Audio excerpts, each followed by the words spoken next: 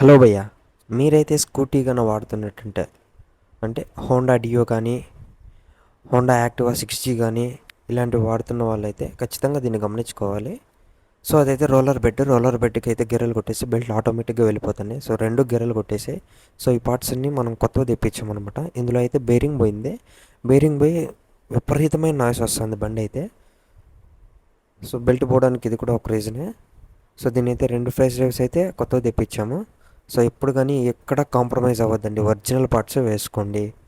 ఎక్కడైనా కాంప్రమైజ్ అయ్యారు అంటే మీకు త్వరగా అయితే మళ్ళీ చెడిపోద్ది.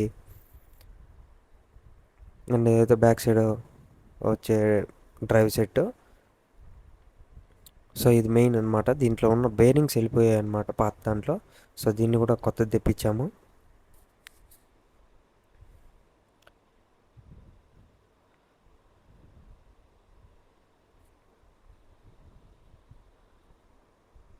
అండ్ తర్వాత వచ్చేసి కొత్తది రోలర్ బెడ్ అనమాట.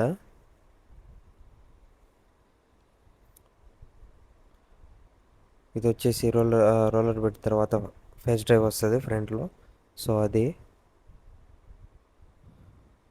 అండ్ దీనికి వచ్చే కాలర్ పొజిషన్ అంటే దానికి మధ్యలో వస్తుంది ఫిట్టింగ్. తర్వాత ఇవి వచ్చేసి క్లచ్ షూ కూడా ఒకేసారి తెప్పించేసా.